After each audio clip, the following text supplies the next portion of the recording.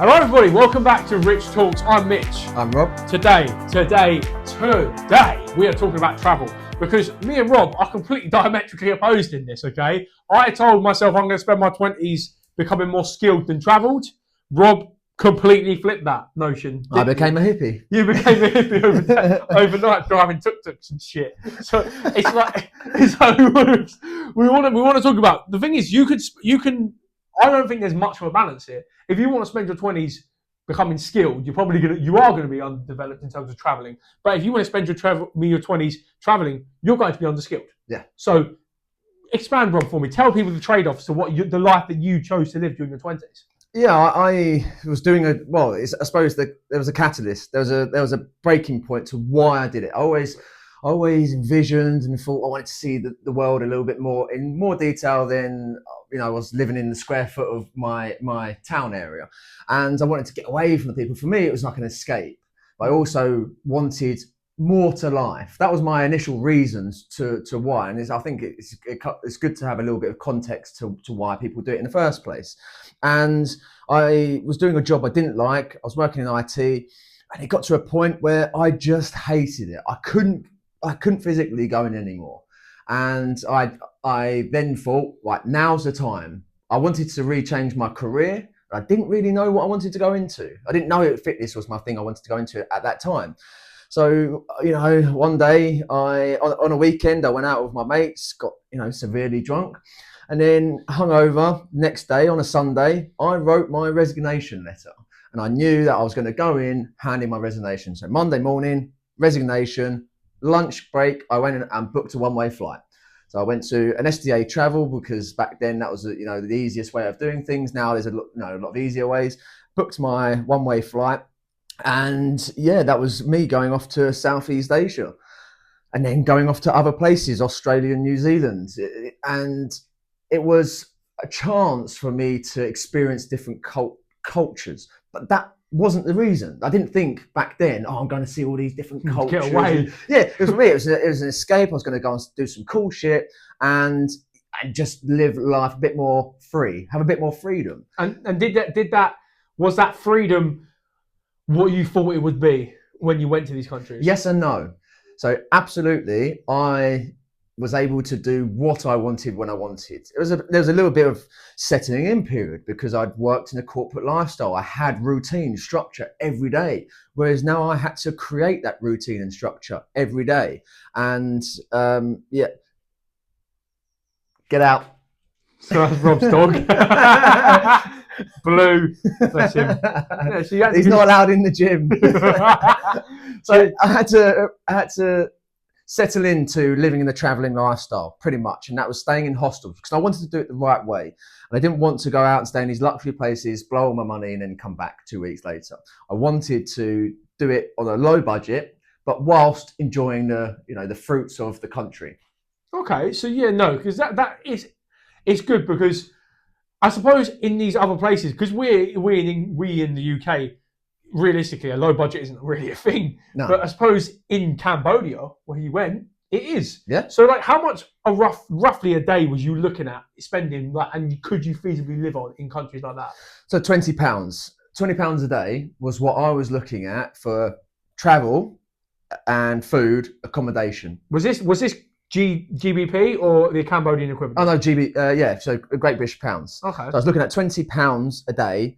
And for that, you can get a lot. Yeah. You can get a lot if you're wise with your money. Yeah. I know I was traveling the local way. So I didn't want to just go and get taxis everywhere because taxis, you'd start racking up your money. And there's tuk-tuks, but then tuk-tuks, because you're traveling just by yourself and you're choosing the place to go, it costs more money. Whereas they had buses and things like that, but they had local buses as opposed to tourist buses. They have everything because they know tourists come and they can exploit. Exploitation. Whereas if you adapt a little bit and find out what the locals are doing, how they travel, you can pay what they pay pretty much. And that's what I did. And it was a bit uncomfortable at times because the locals were like, well, who's this tourist now with this big backpack getting on our bus? Kind of thing. But once you get past that, everyone's lovely. If if you go to the right places, there are nice people, there's horrible people, but that, you know, that's here. You can go next door and I've got someone, you know, someone down the road that's horrible. So it doesn't really matter where you are. You attract, you know, what you attract pretty much. If you're nice and you show, you know, respect and you're nice to someone else, you're going to have a good time. Yeah. And I suppose that rings true because you're quite a nice guy, so you attract. You're not quite a nice guy. You're one of the nicest people I've met, so you attract nice people as it comes to that. So would you? I became nicer. Yeah, you probably. And travel helped, so I can touch more on that. It made me a better person because I got to see how people live that aren't as fortunate as us. Mm-hmm. So when you get to see true poverty, it will change your instant beliefs, your thought processes going forward. Even if you don't consciously look at it and think about that at that time, later on you'll reflect back at it and go, wow, I saw how it. You know, I remember going past and seeing young children having to wash up in the sewage water going down, the drainage water. And I thought, how sad is that? That they can't even afford or don't even have the luxury of having fresh water. Mm-hmm. Because they're living in corrugated iron houses just because that, you know, it's all rusty, and that's sad. But some of them seem happy. You know, I walked past and you try and sort of smile and communicate in a way, but those groups of people didn't speak English because they weren't well educated. They were proper poor, and that's the sad thing that you look back on and go, wow, it's like, I'm so privileged to live in a Western society, even though, you know, we discuss it that, you know, the UK is declining and we're going through an economic crisis ourselves. We're still very fortunate. We're sitting in this, you know, this would have been a lovely house for them if they had this and this facility and this warmth. And although it's warm out there in some of the places, but they had a shelter away from the monsoon rain. Yeah, it would have been so much better for them. So again, I always feel a bit privileged for that, but I still want better for myself. Yeah, no. So would you, with you saying you still want better for yourself, would you, in like hindsight, 2020, spent slight more of your 20s trying to skill search as opposed to traveling, or would you still leave it the exact same way because of the memories you have?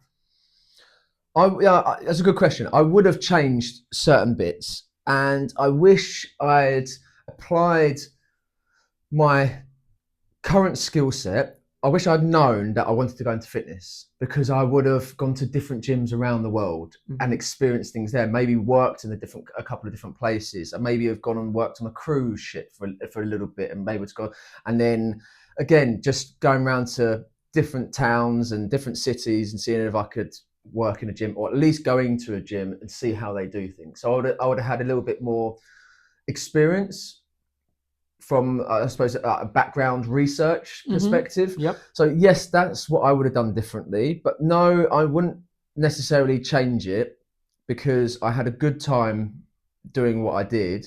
Of course, maybe, yeah, I just wish I had a little bit more of an organised approach going into the travelling, rather than it just be so sporadic. So do you think travel delayed your progress slightly? Yes and no, because yes, it delayed it with time, but what it didn't delay was the experience I gained and what I was able to put into it. So when I came back, I was more determined than ever, because I'd had that reset, because now I knew what I wanted when I came back, and I went straight through it for it. Whereas if I had, for example, gone straight into it after the IT, I probably would have been in that burnout stage of the crossover. It would have been an overwhelming stage. Whereas I'd had that all sort of reset from, wow, I'd seen this lovely stuff. Now I've come back. Now I'm more motivated and driven than ever to make it succeed, because I'd seen, you know, how I wanted to live, what I wanted to be able to do, that have the money and the tools to go and see all these lovely places. Whereas if I hadn't seen that, I probably wouldn't have been as determined. But who knows? You know, there's no right or wrong, and there's no balance between what I should or shouldn't have done. What I did led me to where I'm sitting now. But maybe if I had not gone, or had gone for a short amount of time, I might have had more money to invest in more skill set. So your time, but it fits your timeline then, because your timeline, the way that at a time when you needed change, travel provided you with the right mindset and right foresight to know what you wanted from life. So if I said to you to recommend to people, would you say to them, how would you recommend saying to someone who's formative, like in terms of their years, under 30, like really slightly lost, would you recommend the travel route to them as opposed to skill building? Yes, I would. And because when you get to 30 plus, most people start to think about settling down and having kids, or buying a house. All those things come with a cost, especially living in the UK. So if you're living in the UK and you're thinking about buying a house and you're thinking about starting a family, those two are the biggest costs that you can incur for the average person on working an average job. So if you can get the brunt of your traveling done first, you can then earn back the money that you would have spent. Whereas if you think that you're going to be able to do it later in life, you're going to have to be in a good position with work, family, all your financial commitments that you have in order to be able to go away and leave those things while still paying for those things. That's the difference. So where your priority lies is what your decision making needs to be based around. And do you think oftentimes the traveling experience it makes people think outside the box because you can get so lost within the same four walls, the same bubble that you're in throughout your life, that if you go and experience another culture, do you think that can benefit someone socially in particular? It can provide clarity, mental clarity of maybe and direction of where you need to go. Because I only found out about really going into the fitness industry whilst I was away. It wasn't because I wasn't privy to that information. I knew of PTs, but I just didn't know about me being a personal trainer until I went away. And I can't tell you the exact point where it came to my head. It was more, I just think it's all blurred now, but I can remember set experiences that I had. But what I mean is by me going away, it gave me the drive and determination to come back and pursue a fitness career. That's what I got from the travel and work in my career. Whereas if I had that beforehand, maybe I could have built skill sets along the way. Maybe I wouldn't even be sitting here right now. Maybe I'll be working abroad. So I don't really know how people should approach it, but all I think you should do is know what you want to do at a rough age. If you want to settle down and start a family around, so know 30, your timeline a bit better. Know your timeline. Know your timeline, because again, I'm quite bullish on. I'm spending my 20s building myself career-wise, and because with the hope of traveling in my 30s and 40s a little bit. But the difference being, I'm like, okay, I don't know what's going to happen in 5 years, but I know right now if I want to travel, I could. So do you think the experience can be lost if you delay it too long? Do you think the age can really start to affect the experience of traveling of someone? So if someone who... If I apply it to you, so let's take you for the example, there's a yes and a no to that. There's not a definitive right or wrong answer here. So let's explore both, because you're a good example. I've traveled a little bit in my mid-20s. You're going into your mid-20s pretty soon for when I pretty much started my traveling. Okay. But what you've done differently is you have figured out where you want to go, right? Before you even thought about traveling. Okay. So now you're honing in on your skill set, your craft, and you're getting organized earlier on, right? You're not messing around like I did in my early 20s, messing around, right? I gained all the valuable skill sets because even though I did IT, I was learning customer service, which I was really good at customer service, really good at organization, typing emails, which transferred into my fitness career, especially when I was in management. So there's good things from that. I won't just write that off completely. But if you were to travel now, you would then put a stop maybe on your forward trajectory to where you're going, unless you were able to work it into your travel where you still worked a little bit. And so if you went to, say, Australia and did an internship, at an accounting firm out there, Yep. and then worked a little bit, traveled a little bit, and then did the same maybe in a different country. That could work. That could work. It would build the travel experience as well as the work experience. So that's how I would say for you to do it if you was going to think about if you were going to travel. But flip side it. No, because if you get yourself in such a good position now and the entrepreneur within you gets to a point where you've got a business that is running well and you're able to employ people, by the time you're 30 to 40, you would have had 10 to 15 years experience in that craft. And that's where you can and that is valuable because that's when you can scale back on time. And now you've got more time, more money in order to do those things. So the thing is the travel argument, again, I'm ignorant to it because I've always said to myself, if someone offered me a large, substantial amount of money to never leave the UK, I probably would. Because I'm like, right, okay, what do I value the most? It's freedom and time. And if time was created and freedom was created within a location and it can only be exploited in that location, I always wouldn't mind. It's like, obviously, that's how, especially previous me used to think, but the more and more, I mean, the older I get, the more time I spend with people who have travelled, it makes you think, well, am I missing out right now? I think you value money the most then, because you could get the sense of freedom whilst you're away with the money that you have currently. I can't take money to the grave.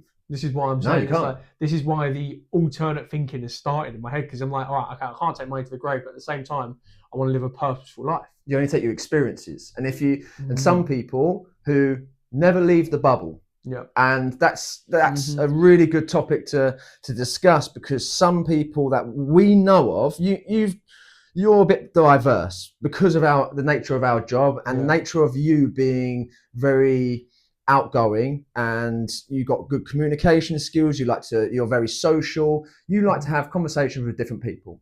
The people that were in the same situation as us, but that weren't extroverted in a way where they would go out and speak to random people about their experiences, sit down, listen to their stories and what they've done in their life. Well, they live in a bubble and never really know anything else. So they're a product of their environment. There's that echo from around, from just listening to the same thing from their friends, the same beliefs, the same, everything is the same. Well, does it pose a question then of, is the extent to your communication skills more important than the extent of your travel? Because if I put some people who I know if I tell them go travel away for a year, I still think they'll probably still be less socially intelligent than I was if we were the same age. So is it communication skills that are more important than travel for development socially, or is it traveling more important than communication, in your opinion? They wouldn't have. Blue, hello, mate. He's bought his toy. Go on, out you go. Rob's bought his dog quickly too, so he's just, Shut the door, sorry, people. He's coming into the gym. Yeah, they would have to have a better plan of action when they go out, because unless they're going to actively try and better themselves and find a purpose where they are communicating with people that they wouldn't normally speak to, they are trying things that they wouldn't normally try, because that's the whole purpose. When you go and you're traveling, you're pretty much doing something that you've never done before. If you're a dickhead in China and you're a dickhead in England, you're just a dickhead. Yeah, it doesn't, like, you're still a dickhead. It doesn't just you've taken a long flight. Yeah, like, so that's kind of, I mean, like, what I said to myself when I was like in my early 20s in particular, I was like, okay, I could travel right now, but I'm not socially developed at all. I was like, when I was like 20, I wasn't socially competent anywhere near to the point that I am now. So I said to myself, I'm still going to be the same dickhead if I fly to the other side of the world. Perhaps not. But that was my justification when I was in my 20s. That perhaps not. Perhaps I could have developed socially from that. But I was like, okay, if I work on my social skills as well, it almost balanced out the lack of travel, I thought. And then again, I'm missing out on the experiences. So I won't know this till I'm in that traveling stage, whether or not that's the thing that changes me most. I don't know. But I don't think there's a right or wrong answer to this question. I think it's you could spend your 20s living it up and love your life, or you could spend your 20s building skills and to leverage later life for spending time enjoying traveling. So so before I went traveling, and this is I've only just remembered this. Before I went, I used to accrue all my holiday. Yep. And luckily I worked at a firm that allowed me to take all my holiday in one go. And I used to take a month off for the whole 30 days. Yep. And I used to go off. So me and my best mate, he was in the same position as me in our early 20s. So on our 21st birthday, we went to Thailand and we spent, just under a month in Thailand. And we did it the backpacking way, right? Because we wanted a snippet of that. We both loved to travel, and we used to just go to a pub, have a couple of pints, and then randomly book it. All right, we just booked it, and that's how we did. Power of alcohol. Yeah, honestly. But also, it's just the power of this pub because it's a little country pub. I used to meet him halfway. I used to run there or cycle there, and he used to do the same. And we used to meet at this middle location, have a couple of pints, get talking. And we get talking about, our dreams, our goals for the future. And we'd love to go to this place. Why don't we? Okay, let's book it. Okay, booked it. Yeah. Done. And then that was it. We were going, and all we had to do is get it approved. Yeah. Sorry, boss, we've already booked it. I'm going. Kind of approach, yeah. Take it or leave it. And it's me you're taking or leaving kind of a thing. So that's what I think people can do. And don't take that approach where... No, do, because that we spoke about that in our episode about think versus do it. It's like if you have an intention of doing something, do it. Yeah, what I mean is, you can come to an agreement if you like your job. That's it. I was at a place where couldn't really give a toss. So if you hate your job, just do it. Yeah, but go away and do like 2 weeks, and 2 weeks, and choose somewhere that you like the look of. But do it the backpacking way. Don't just stay in one place. Lots of people go on holiday and they choose one location. You're not traveling. You may be traveling to go to that one place, but I could go down to a beach here and only see that beach in that area, right? So whereas if you go down, spend a few days there and plot it out, write down your A to B route, all right? And then you're going to see so many things. It's going to be exciting because now I'm planning, and all this is a skill, planning, the art of organization and choosing and having to research places. Or what you do is, how we did it, you choose your first place. So you choose your first place and know that you've got a place to stay on the first couple of nights, settle-in period, right? So you only need 2 or 3 days. Then you leave it up to, whoever. Up to the higher beings. Higher powers. I don't believe in God, but whatever higher power, because there's higher powers. But you then travel to the next place because there's going to be hostels. There's going to be places to stay. Okay, so let me ask you this then. So, because you spoke about the elements of just what travel can bring you skill-wise to your being. Do you think you can balance the two in your 20s? Because we know over a lifetime period, you can probably balance it out. Like, you can be a traveled person, but you can also be a really skilled person. You can speak to someone in their 60s and they've probably got this balance over the course of their life. But we probably have quite a predominantly young male audience, I can imagine anyway, I haven't looked at the figures, or just young people in general. So is someone who is in their 20s, can they balance skills and travelling? Yes, yeah. And that's the point I was trying to make. Choose 10 places that you would love to visit within the next 5 years, right? So 10 places that you would love to visit, write them all down and have a list, because as soon as on the list, you can tick it off as you go. Then start planning your first one and find someone that you want to go with, or equally go alone. If you go alone, if you want to go somewhere a day when you wake up, you do it. Whereas if you travel with someone that wants to do something slightly different, you're going to have to find a middle ground, or you're going to risk separating and splitting up when you're out there. So luckily I had someone that wanted to go with my best friend, wanted to do the exact same things that I wanted to do. And we sat down and plotted out roughly where we wanted to go. We didn't plan out the stays and what we wanted to do in those places. So a bit of formulated a plan. Then we just booked it. Again, booked the first night. So your flight, first couple of nights somewhere, and in the end, couple of nights somewhere. Maybe add a little bit of luxury on the end one, but in the middle, backpack. So you take a nice big backpack and travel light because you can always pick up stuff along the way. So don't overthink it.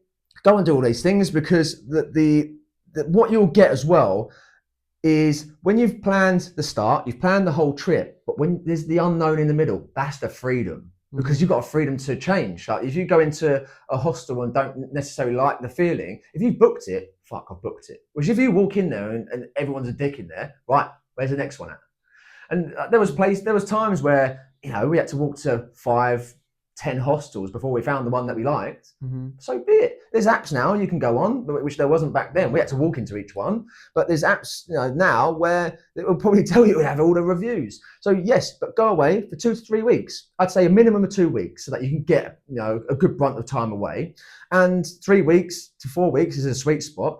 But you do that once or twice a year, depending on your holiday allowance. If you do it twice a year, we'll go for 2 weeks. If you're doing it for a little bit longer, go for, you know, 3 or 4 weeks. And then you can do that every year whilst working on your craft. And if your craft is marketing, well, you can still do elements of that whilst you're traveling. It might boost your social media profile.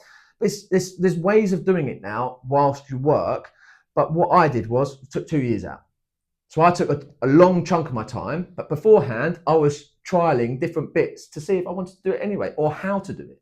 So yes, you can balance the two, but what you might find is you get a bug. You might find, I want to do this for longer. But at least then you know you've made that decision rather than going, I'm going to do it now, commit to 2 years, and then it might not be what you want. Okay. So is a barrier to entry for travel loneliness? Because a lot of people don't want to travel alone. Is that something that prohibits main course travel? Like, do you think people nowadays being quite lonely is affecting the travel industry or could affect the travel industry? Yes, I think it's security as well, and the lack of self-belief that you can go somewhere that you've never been before, feel comfortable, confident with the people around you that you don't know, being able to make friends. So yeah, there's elements of lonely, but lack of self-belief, lack of self-confidence, the lack of the unknown is a massive one. And I think I know when you get out there, you can. That's why I'm adamant. Go and stay in hostels, homestays, things like that. Well, homestays are different because homestays are with locals. They're people that open up their home for you to go and stay in, and often you don't have to pay. Sometimes it's a small contribution. Sometimes you just have to help out a little bit. So we did a couple of homestays, and that was actually one of our favorite experiences. You got to stay how they stay. You got to live how they lived. And they were open to sharing more because they wanted people to come stay with them. Hostel, you're very much just staying with other tourists or other people, that are traveling around. So you've got like-minded people who are equally traveling by themselves. So you're going to connect with them. Equally, you don't have to connect. You can go in there and keep your head down, keep yourself to yourself. But if you open yourself up to people, you're going to make friends because there's opening social areas where in the evening, everyone sits down, has their food sort of in an open environment. And it's then the internal dialogue where you're preventing yourself to go and doing something where actually, if you just did it, you will make friends. You wouldn't be lonely. Mm-hmm. But equally, you can be lonely when you're out there because you're not around people that you know. And I think that's when people feel the most loneliest, that they haven't got someone to turn to. All their friends and family that know them are away or other side of the world. That's a barrier to entry. Okay. So how could someone in their 20s distinguish whether to travel or build skills, do you think? Actionable step there. Go with a friend first. So find someone that you want. Go on that 2 weeks kind of holiday. Because one, you're going to decide for yourself whether you like traveling with someone, and you know that by having someone else, there is that security. You've got someone else looking at, watching your back and watching out for certain mistakes, because you're going to fall into certain traps. I got scammed. I got robbed. Ladyboy? No, it's from a taxi. Oh. It's someone from you least expect it. And I'm not ill wishing or talking bad of the country, so I won't name the country, but I went there early in the morning, 3:00 in the morning, and so I was naturally tired. I didn't know the currency. You look up the currency and what is it, in conversion rate to the pound. So, I handed over the money, which we agreed from the start, and he said it wasn't enough. And then you start questioning yourself because he's saying, well, this doesn't match to what the pounds are. And obviously I'm having a conversation with someone that didn't speak fluent English. He spoke enough English, or what he let on for me to believe. And then as I was looking down in my wallet, sort of figuring out how much I'd withdrawn, all gone, driven off, because I was standing at the side. Obviously, I had my. Again, I learned from that experience. I learned that you can't trust everyone, or you've got to be a bit more reserved with what you have, because if what you have is very valuable, and that was, my wallet was very valuable to me out there. Yeah. And again, so you're going out there making mistakes. But if I had someone with me, it would have been a bit more. It wouldn't have mattered so much. It might not have happened, you know.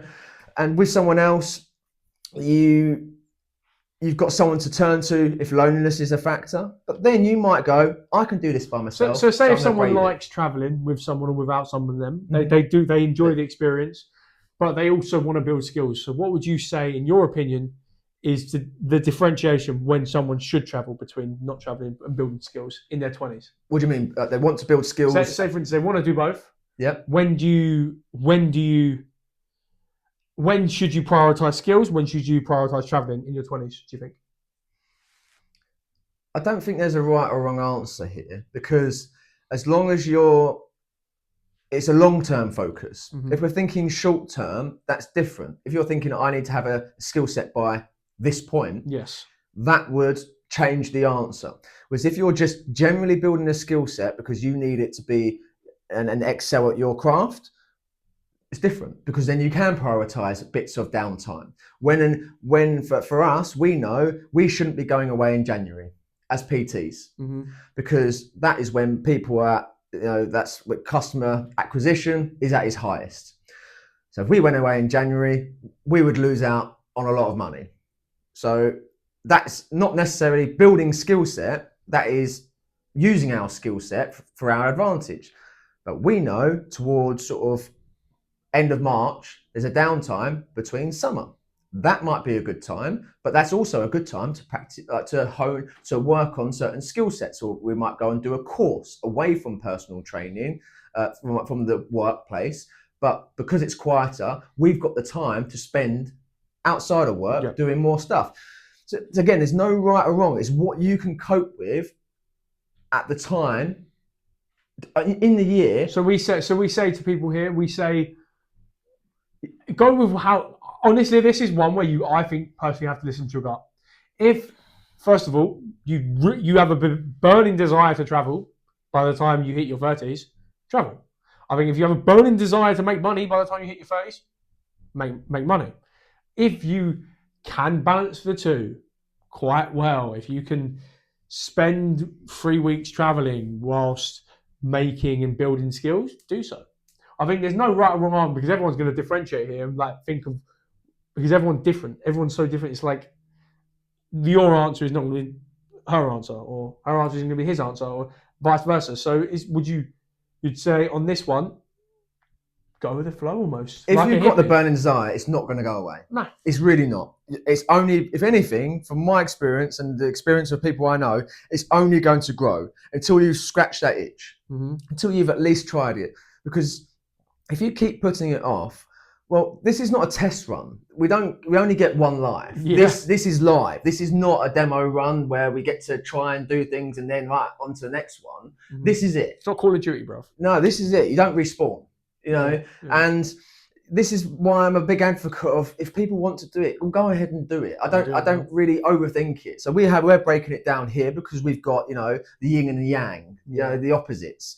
But that's not wrong for you. No. But if you said to me, Rob, I have this burning desire, well, I would argue, which one is more? Your burning desire to have economic, financial freedom, or your desire to travel? Because one's going to eat into your funds, and one's going to give you experience, and one's going to do the opposite. One's going to grow them. Yeah, and then maybe give you experiences later in life.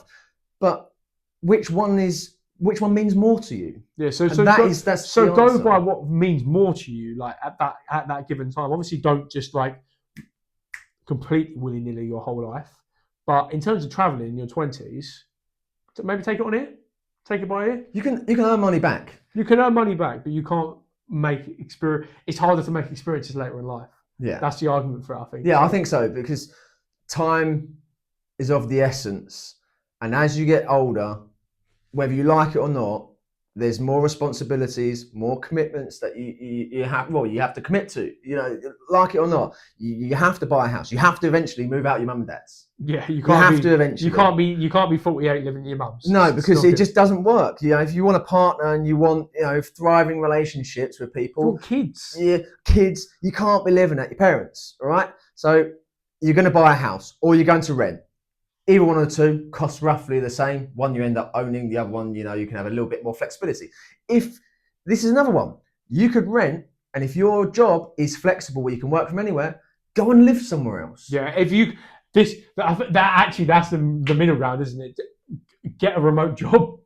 Yeah, a fucking remote job, you go anywhere. But if you've already got one, go anywhere. Try now, yeah. Fuck off to Australia if you want to. Fuck off to fucking New Zealand. Fuck off to China. Fuck off where you want to go to. Because then you haven't got to worry. A lot of people think about worrying by quitting their job, and then they're worrying that they haven't got security. They haven't got the funds for when they come back. How am I going to find a job? And there's another thing, sabbatical. So companies in a corporate world, ask them. So just ask your manager, does this firm allow me to take a sabbatical? A sabbatical is time away from your position where you're guaranteed to come back to that position. So my cousin took a sabbatical. He was allowed, I think it was 3 months away from his job. 3 months is still a long time if you want to go and visit a few places. Mm-hmm. It's a short time, but a long time. And then what I mean by that is you can't fit in 10 countries into 3 months. And if you do, you're not really going to see a lot. You can fit in 3 countries and see a month in each place. Yeah. Of all the cool places that you want to see. And yeah, sabbatical. Go and ask. If you don't ask, you don't get. Yeah. Ladies and gentlemen, I think find the balance. So it's a good way to summarize it. Yeah. Find the balance. Try to anyway. Go with your gut. Go with your gut. So I've been Mitch. I've been Rob. Thank you everybody for watching. We want 50 subscribers by the time episode 20 is up. Please hit that like button, hit that comment, subscribe, share the video. It will help us out, okay? Thank you very much. Have a good day.